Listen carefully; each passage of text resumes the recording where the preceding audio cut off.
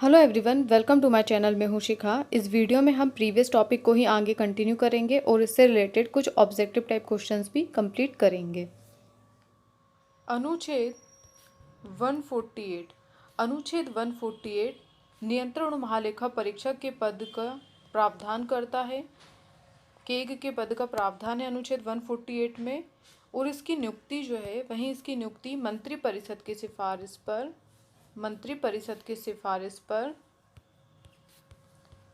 राष्ट्रपति द्वारा इसकी नियुक्ति की जाती है। ठीक है, मंत्रिपरिषद की सिफारिश पर राष्ट्रपति द्वारा इसकी नियुक्ति की जाती है।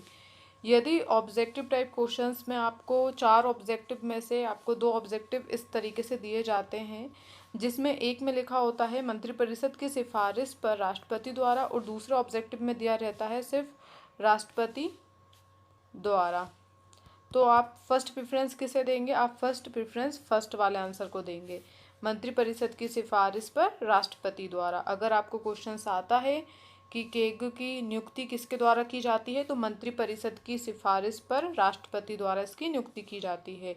और यदि ऑब्जेक्टिव में आपको अगर ये वाला 4 ऑब्जेक्टिव में अगर आपको ये ऑब्जेक्टिव नहीं दिखता है, मतलब ये ऑब्जेक्टिव नहीं देते हैं अगर, तो फिर आपका आंसर क्या होगा? राष्ट्रपति द्वारा।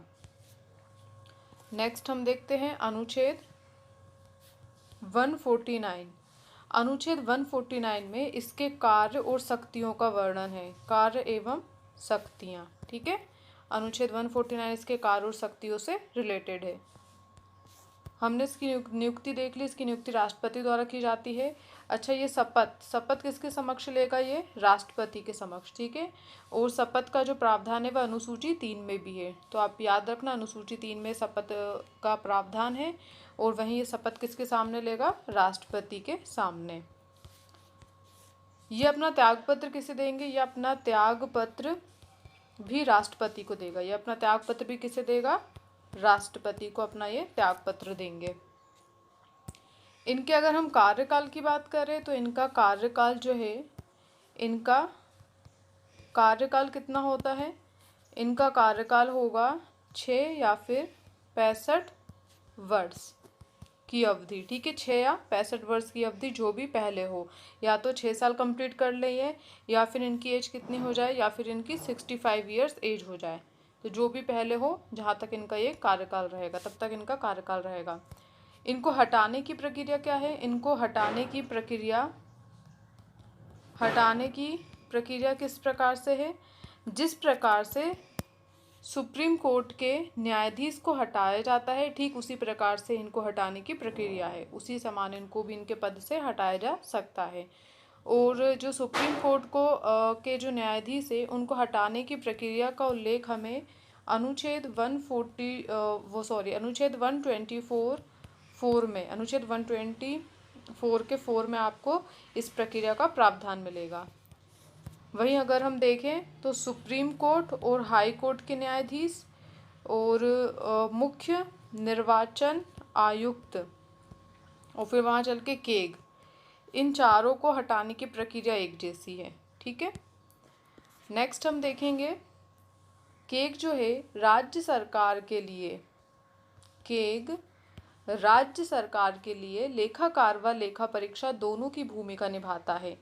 ये जो है राज्य के लिए, देखो केग जो है राज्य और केंद्र, केग का जो पद है वो राज्य और केंद्र दोनों के लिए ही एक है। ठीक है, दोनों के लिए है, मतलब एक केग है जो कि राज्यों में भी अपनी भूमिका निभाता है और केंद्र में भी। ठीक है, अब देखते हैं हम ये राज्यों में किस तरीके से काम करता है। तो ये राज्य सरकार के लिए ये लेखाकार और लेखाकार व लेखा परीक्षा दोनों की भूमिका निभाता है। ठीक है, और वहीं केंद्र सरकार की अगर बात करें तो केंद्र सरकार के लिए ये केवल लेखा परीक्षा का कार्य करता है। ये केंद्र सरकार के लिए केवल क्या करता है?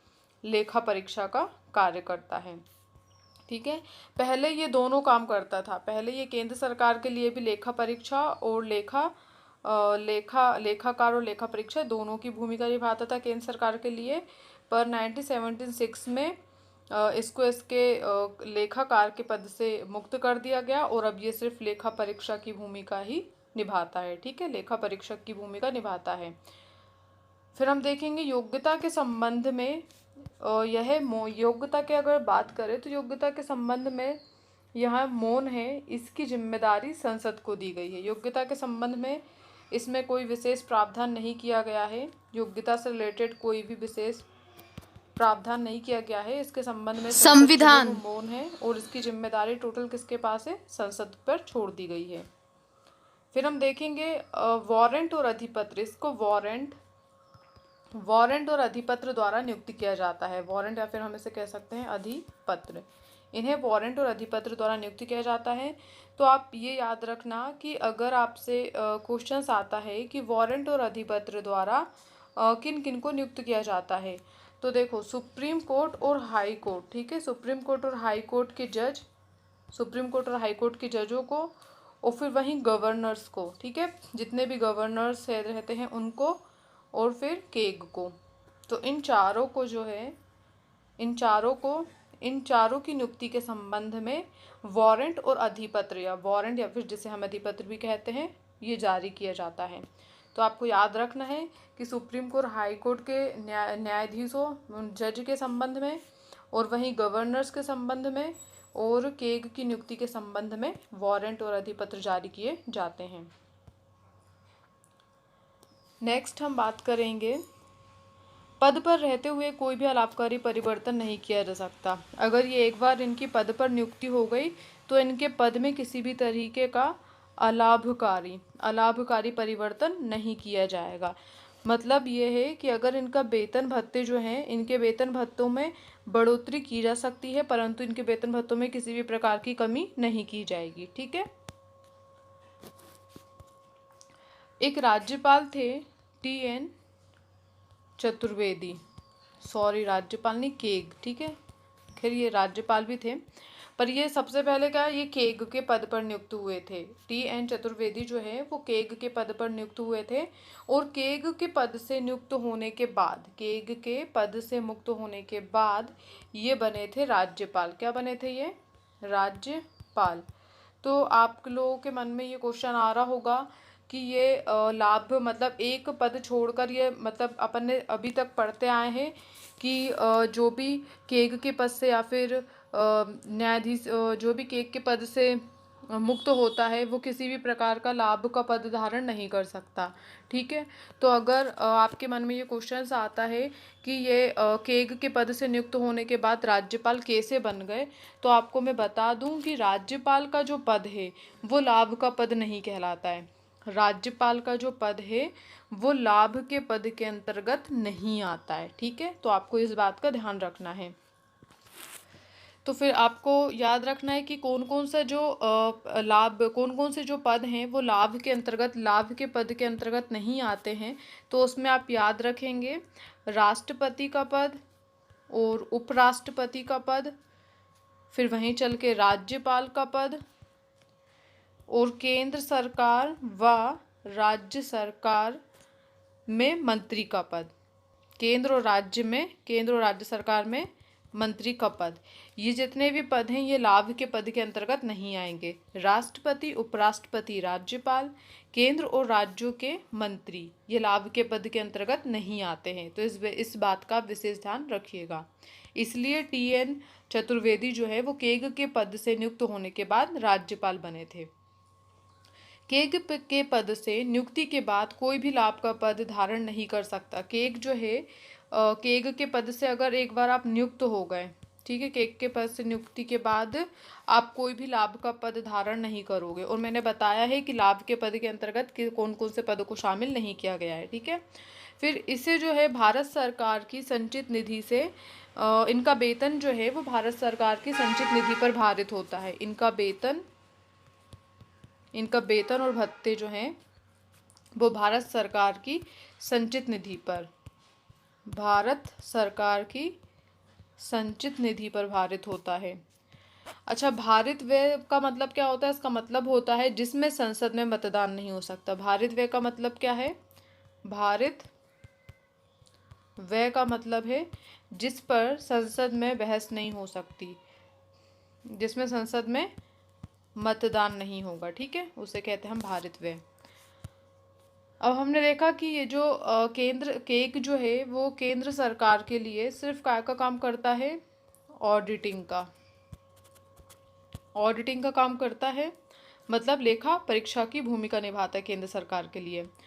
तो आपको याद रखना है 1950 से 1976 तक लेखांकन व लेखा परीक्षा दोनों करता था। केक जो है केंद्र सरकार के लिए लेखांकन मतलब अकाउंटिंग और एडिटिंग दोनों का काम करता था। लेखांकन और प्लस लेखा परीक्षा। अकाउंटिंग इसे कहते हैं, लेखाकार को बोलते हैं, वो लेखांकन को बोलते हैं अकाउंटिंग, और ऑडिटिंग लेखा परीक्षक। तो ये जो है 1950 से 1976 तक ये दोनों काम करता था केंद्र सरकार के लिए। लेखांकन का और लेखा परीक्षा दोनों की भूमिका निभाता था। पर क्या होता है 1976 के बाद भारत सरकार के लिए ये सिर्फ, भारत सरकार नहीं मतलब केंद्र सरकार के लिए ये सिर्फ लेखा परीक्षा की भूमिका निभाता है। काय की भूमिका निभाता है? लेखा परीक्षा। ठीक है, 1976 के बाद से ये केंद्र सरकार के लिए सिर्फ ऑडिटिंग का ही काम करता है। ठीक है, ये अकाउंटिंग का काम नहीं करता। ये जो केंद्र सरकार के लिए ये अकाउंटिंग का काम नहीं करता, जबकि राज्य सरकार के लिए ये अकाउंटिंग और ऑडिटिंग दोनों का ही काम संभालता है। राज्य सरकार की अगर बात करें तो ये राज्य सरकार के लिए अकाउंटिंग और एडिटिंग मतलब लेखांकन और लेखा परीक्षक दोनों का काम संभालता है। अनुच्छेद 149 अभी हमने देखा था। अनुच्छेद 149 में इसके कार्य और शक्तियों के बारे में प्रावधान करता है ये। ठीक है, तो अब अगर हम इसके कार्य की बात करें तो इसके कार्य के अंतर्गत क्या है, केंद्र सरकार के लिए क्या करता है, लेखा परीक्षा का कार्य करता है, जबकि राज्य सरकार के लिए ये लेखांकन और लेखा परीक्षा दोनों का कार्य करता है। अनुच्छेद 150 तो अनुच्छेद 150 में क्या है, लेखा का प्रारूप केग तय करता है। लेखा का प्रारूप कौन तय करता है? केग तय करता है, और केग के सुझाव पर ही राष्ट्रपति लेखा के प्रारूप का निर्धारण करता है। और केग के इसके सुझाव पर, ठीक है, केग के सुझाव पर ही राष्ट्रपति जो है लेखा का प्रारूप का निर्धारण करता है। फिर अनुच्छेद 151 तो अनुच्छेद 151 में क्या है, अनुच्छेद 151 में केग अपनी रिपोर्ट तैयार करके राष्ट्रपति को देगा। केग जो है अपनी रिपोर्ट तैयार करके किसको देगा?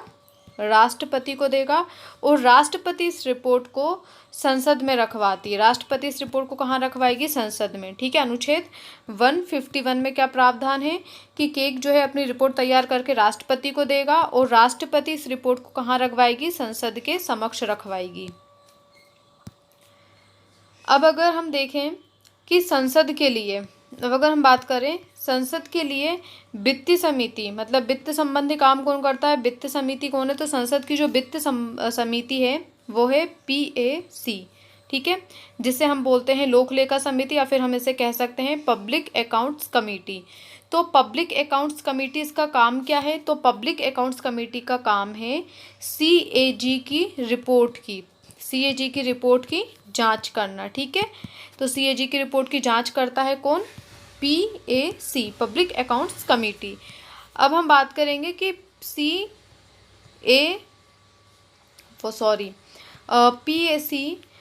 PAC में कितने सदस्य होते हैं? तो PAC में होते हैं, इसमें लोकसभा के टोटल होंगे 15 सदस्य। ठीक है, लोकसभा से 15 सदस्य लिए जाते हैं, और इसमें राज्यसभा के कितने सदस्य होते हैं? 7 सदस्य होते हैं। तो 15 और 7 कितना हो गया? 22। तो क्या हो जाएगा? PAC में टोटल सदस्य कितने होते हैं? 22 सदस्य होते हैं। तो आपको याद रखना है PAC में टोटल कितने सदस्य होते हैं? 22 सदस्य होते हैं, जिसमें से 15 सदस्य जो हैं वो लोकसभा से लिए जाते हैं, और 7 सदस्य जो हैं वो राज्यसभा से लिए जाते हैं। नेक्स्ट हम बात करेंगे CAG और PAC जो है, CAG और PAC में बहुत ही अच्छे संबंध होते हैं। CAG और PAG के जो संबंध हैं वो अच्छे होते हैं, इसलिए इनके संबंधों को मित्र, दार्शनिक और मार्गदर्शक की भूमिका मतलब मित्र, दार्शनिक और मार्गदर्शक की संज्ञा दी गई है। ठीक है। 1976 में अभी मैंने बताया था कि केग को लेखांकन के कार्य से मुक्त कर दिया गया था। ठीक है। तो फिर केग के पास सिर्फ लेखा परीक्षा का कार्य बचा था। अब सवाल ये उठता है कि भारत सरकार के लिए जब केग जो है, भारत सरकार के लिए केग सिर्फ ऑडिटिंग का काम करता है, तो भारत सरकार के लिए अकाउंटिंग का काम कौन करता है? ठीक है। अब सवाल ये उठता है कि एक तो सिर्फ क्या करता है भारत सरकार के लिए, ऑडिटिंग का काम करता है, तो भारत सरकार के लिए अकाउंटिंग का काम कौन करेगा? तो भारत सरकार के लिए अकाउंटिंग का काम सीजीए करता है। ठीक है। तो भारत सरकार के लिए अकाउंटिंग का काम कौन करेगा? सीएजी। ये वित्त विभाग के अंतर्गत आता है। इसका फुल फॉर्म क्या है? Comptroller general of accounts. Comptroller general of accounts इसका फुल फॉर्म है, और ये भारत सरकार के लिए लेखांकन का कार्य करता है। और ये जो है 1976 के संविधान संशोधन 1976 के संविधान संशोधन द्वारा सीजीए को बनाया गया था। ठीक है। 1976 के संविधान संशोधन द्वारा सीजीए को बनाया गया था। अगर आपसे सीएजी के और सीजीए, यदि आपसे सीएजी और सीजीए में डिफरेंस पूछा जाए तो आप क्या बताएंगे? केग क्या करता है, सीएजी क्या करेगा? ये भारत सरकार के लिए सिर्फ ऑडिटिंग का काम करेगा। ठीक है। जी क्या करेगा? भारत सरकार के लिए सिर्फ ऑडिटिंग का काम करेगा, और ये राज्य सरकार के लिए अकाउंटिंग और प्लस ऑडिटिंग दोनों का काम करेगा। ठीक है। और सीजीए क्या करेगा? ये भारत सरकार के लिए ये अकाउंटिंग का काम करेगा। ठीक है। भारत सरकार के लिए काय का कार्य करेगा? ये अकाउंटिंग का। तो आपको इन दोनों में डिफरेंस क्लियर है। केग क्या करता है? केग जो है वो भारत सरकार के लिए ऑडिटिंग का काम करता है, मतलब लेखा परीक्षा का कार्य करता है, जबकि राज्य सरकार के लिए ये अकाउंटिंग और ऑडिटिंग मतलब लेखांकन और लेखा परीक्षा दोनों का कार्य करता है। और सीजीए भारत सरकार के लिए केवल अकाउंटिंग का काम ही करता है, मतलब केवल लेखांकन का कार्य ही करता है। अगर हम फर्स्ट केग की बात करें तो फर्स्ट केग कौन थे? तो फर्स्ट केग थे नरहरि राव। ठीक है। फर्स्ट केग के पद पर कौन नियुक्त हुए थे? नरहरि राव। और अभी अगर हम वर्तमान केग की बात करें तो वर्तमान में 14वें केग बने हैं। कौन? गिरीश चंद्र मुर्मू। ठीक है। तो आपको याद रखना है वर्तमान में 14वें केग के पद पर नियुक्त हुए हैं गिरीश चंद्र मुर्मू। तो इसी के साथ ये चैप्टर कंप्लीट होता है। अब हम इसके ऑब्जेक्टिव टाइप क्वेश्चंस करेंगे। क्वेश्चन नंबर फर्स्ट, भारत के संपरीक्षा एवं लेखा प्रणाली का प्रधान कौन होता है? तो इसका आंसर होगा भारत का नियंत्रण एवं महालेखा परीक्षक। नेक्स्ट क्वेश्चन हम देखेंगे, केंद्र सरकार के व्यय को नियंत्रित करने की शक्ति किसमें निहित है? इसका आंसर क्या होगा? नियंत्रण एवं महालेखा परीक्षक में। नेक्स्ट क्वेश्चन है,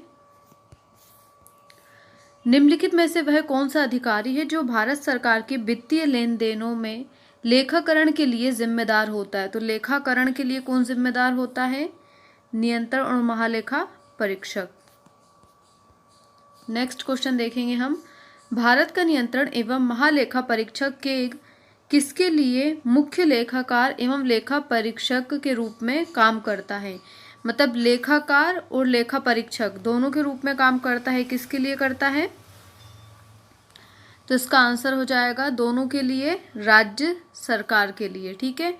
तो राज्य सरकार के लिए वो अकाउंटिंग और ऑडिटिंग दोनों का काम करता है। राज्य सरकार के लिए मतलब लेखाकार और लेखा परीक्षा दोनों का कार्य करता है, जबकि संघ मतलब केंद्र सरकार के लिए वो सिर्फ लेखा परीक्षा का काम करता है। क्या करता है? लेखा परीक्षा का। और संघ और राज्य के अगर दोनों की बात के लिए बात की जाए तो दोनों के लिए वो काय का कार्य करता है? लेखा परीक्षा का। ठीक है। नेक्स्ट क्वेश्चन हम देखेंगे, लेखा परीक्षण का मुख्य उद्देश्य किसके व्यय पर नियंत्रण करना होता है? तो इसका आंसर होगा हमारा कार्यपालिका के। नेक्स्ट क्वेश्चन है, भारत के केंद्रीय स्तर पर लेखांकन तथा लेखा परीक्षण किसके अधिकार क्षेत्र में आता है? तो इसका आंसर होगा नियंत्रण एवं महालेखा परीक्षक के। नेक्स्ट क्वेश्चन है, भारत के नियंत्रण तथा महालेखा परीक्षक की नियुक्ति कौन करता है? तो इसकी नियुक्ति कौन करेगा? राष्ट्रपति द्वारा इसकी नियुक्ति की जाती है।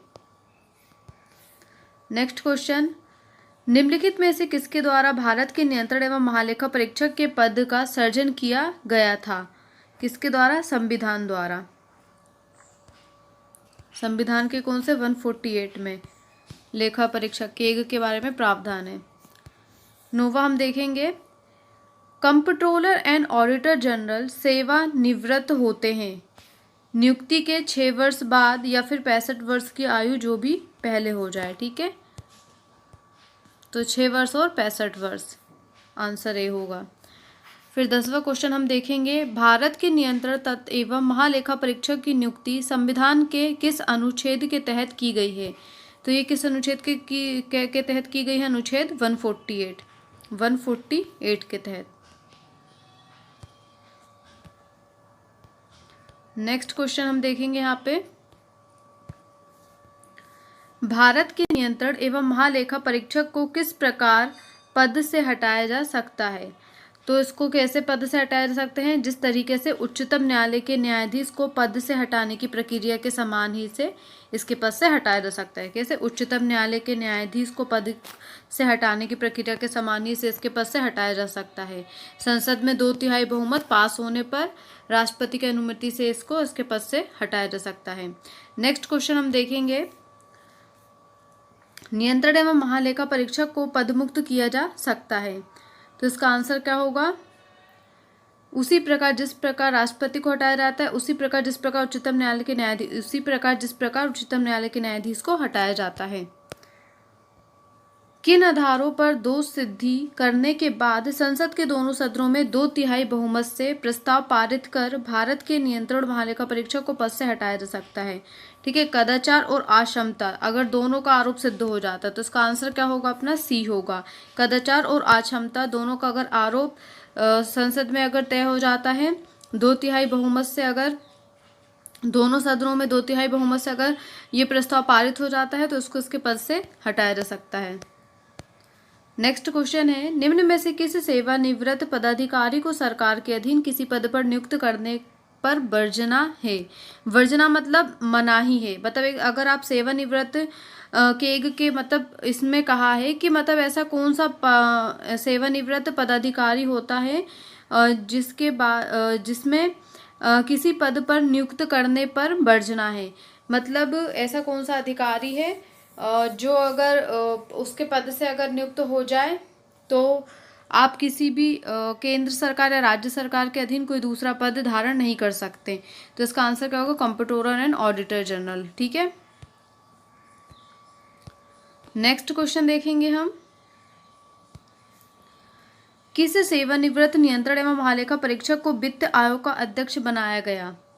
तो इसका आंसर है ए के चंदा। ठीक है, ए के चंदा को। नेक्स्ट क्वेश्चन है, भारत का नियंत्रण एवं महालेखा परीक्षक अपना प्रतिवेदन देता है, तो ये अपना प्रतिवेदन किसको देगा? राष्ट्रपति को। नेक्स्ट क्वेश्चन है, भारत के नियंत्रण एवं महालेखा परीक्षक द्वारा प्रस्तुत प्रतिवेदन के आधार पर कौन समिति कार्य करती है? ठीक है, कौन सी समिति कार्य करती है? तो इसका आंसर क्या होगा? लोक लेखा समिति। देखो, नियंत्रण केग जो है, केग द्वारा जो रिपोर्ट पेश की जाती है उसकी जांच कौन सी समिति करती है? लोक लेखा समिति। नेक्स्ट क्वेश्चन है, भारत का नियंत्रण एवं महालेखा परीक्षक निम्नलिखित में से किस समिति के मित्र, दार्शनिक और निर्देशक के रूप में कार्य करता है? तो इसका आंसर भी क्या होगा? लोक लेखा समिति के। ठीक है, तो लोक लेखा समिति का कैसा संबंध है? मित्र, दार्शनिक और निर्देशक। भारत के नियंत्रण एवं महालेखा परीक्षक के बारे में सही कथन है। इसके बारे में सही कथन है, इनकी नियुक्ति राष्ट्रपति द्वारा की जाती है। देखो, ये तो सही है, इनकी नियुक्ति राष्ट्रपति द्वारा की जाती है, बाकी सारे गलती होने चाहिए फिर तो। उस पर महाभियोग चलाया जा सकता है। देखो मैंने पहले भी बताया था कि महाभियोग शब्द का इस्तेमाल सिर्फ राष्ट्रपति के चुनाव में किया जाता है। वो राष्ट्रपति के चुनाव में नहीं, राष्ट्रपति को हटाने की प्रक्रिया में महाभियोग शब्द का इस्तेमाल किया जाता है। बाकी किसी को हटाने की प्रक्रिया में महाभियोग शब्द का इस्तेमाल नहीं किया जाएगा, तो इस चीज़ का आप ध्यान रखिएगा। नेक्स्ट देखेंगे हम ऑप्शन, वह केवल लोक उपक्रमों का लेखा परीक्षा कर सकता है, तो ये भी गलत है। भारत सरकार के मंत्रालयों का लेखा तैयार करता है, ये भी गलत है। ठीक है, तो इसका सही आंसर क्या होना चाहिए, इसकी नियुक्ति राष्ट्रपति द्वारा की जाती है। नेक्स्ट क्वेश्चन है, निम्नलिखित कर्तव्यों में से कौन से एक का भारत के केग द्वारा पालन नहीं किया जाता। ठीक है, तो इस सारे ऑब्जेक्टिव को आपको ध्यान से पढ़ना होगा। तो फर्स्ट में दिया है, भारत के संचित निधि से होने वाले सभी व्ययों की लेखा परीक्षा करना और उनके संबंध में प्रतिवेदन प्रस्तुत करना। तो ये तो सही है, भारत के संचित निधि से होने वाले सभी व्ययों का लेखा परीक्षा करता है, उसके संबंध में अपनी रिपोर्ट बनाता है। फिर नेक्स्ट है, आकस्मिकता निधि और लोक लेखाओं से होने वाले सभी व्ययों की लेखा परीक्षा करना तथा उनके संबंध में प्रतिवेदन प्रस्तुत करना। तो ये भी सही है, आकस्मिक निधि और लोक लेखाओं से होने वाले सभी व्ययों की लेखा परीक्षा करता है और उसके संबंध में भी रिपोर्ट बनाता है। नेक्स्ट है, सभी व्यापार निर्माण लाभ हानि लेखाओं की लेखा परीक्षा करना तथा उनके संबंध में प्रतिवेदन प्रस्तुत करना। तो ये तो गलत लग रहा है। ठीक है, मतलब ये नहीं करता है ये। सार्वजनिक धन की प्राप्ति और निर्गम का नियंत्रण करना और यह सुनिश्चित करना कि सार्वजनिक राजस्व राजकोष में जमा हो, तो ये भी करता है ये। तो इसका आंसर क्या होना चाहिए आपका, सी। इसका आंसर क्या हो जाएगा, सी, मतलब ये वाला काम ये नहीं करता है। नेक्स्ट क्वेश्चन है, क्या भारत का नियंत्रण एवं महालेखा परीक्षक पद ग्रहण के पूर्व शपथ लेता है। तो इसका आंसर होना चाहिए हाँ, क्योंकि वो पद ग्रहण करने से पहले उसको शपथ दिलाई जाती है राष्ट्रपति के समक्ष। ठीक है, नेक्स्ट क्वेश्चन है, निम्नलिखित में से किसकी नियुक्ति लोकधन के व्यय की निगरानी के लिए संसदीय प्रहरी के रूप में की जाती है। तो इसका आंसर क्या होगा, नियंत्रण महालेखा परीक्षक। नेक्स्ट क्वेश्चन देखेंगे हम, नियंत्रण महालेखा परीक्षक की नियुक्ति राष्ट्रपति के द्वारा की जाती है, अपने पद से उसे हटाया जाता है, उसे अपने पद से हटाया जाता है। तो इसमें दिया है राष्ट्रपति द्वारा संसद के दोनों सदनों के संबोधन पर। देखो ये है इसका आंसर, आपको फर्स्ट प्रेफरेंस किसको देना है, ये संसद के दोनों सदनों के संबोधन पर, क्योंकि संसद के जब दोनों सदनों में कदाचार और अक्षमता का आरोप सिद्ध हो जाता है, जब 2/3 बहुमत से संसद के दोनों सदनों में कदाचार और अक्षमता का आरोप सिद्ध हो जाता है, तभी से इसके पद से राष्ट्रपति द्वारा हटा दिया जाता है। तो आपको फर्स्ट प्रेफरेंस किसको देनी है, संसद के दोनों सदनों में दो संबोधन द्वारा, मतलब 2/3 बहुमत जब पारित हो जाता है। ठीक है, नेक्स्ट देखेंगे हम, निम्नलिखित में से कौन भारत का कंसोलिडेटेड फंड का नियंत्रण तथा पर्यवेक्षण करता है। तो इसका आंसर क्या होगा, आंसर केग। ठीक है, भारत के नियंत्रण महालेखा परीक्षक। नेक्स्ट क्वेश्चन और लास्ट क्वेश्चन है हमारा, निम्नलिखित में से कौन सा एक भारत के नियंत्रण महालेखा परीक्षक का कार्य नहीं है। तो इसका देखते हैं कौन कौन सा कार्य है। तो इसकी कार्य है, आकस्मिक निधियों तथा लोक लेखाओं से संबंधित केंद्र एवं राज्य सरकारों के लेन देनों की लेखा परीक्षा करना। तो ये तो करता है ये। रक्षा लेखांकनों का संकलन करना, ये काम नहीं करता। तो इसमें यही पूछा था कि कौन सा काम नहीं करता, तो इसका आंसर बी होना चाहिए। अब 2 काम और देख लेते हैं इसके, सरकार द्वारा वित्त पोषित संस्थाओं के लेखाओं की लेखा परीक्षा करना, ये भी करता है। राज्यों के लेखांकन का संकलन करना, ये भी करता है। तो इसका आंसर क्या होना चाहिए, कौन सा कार्य नहीं करता है, रक्षा लेखाओं का संकलन करना, ये वाला कार्य ये नहीं करता है। तो इसका आंसर होगा बी।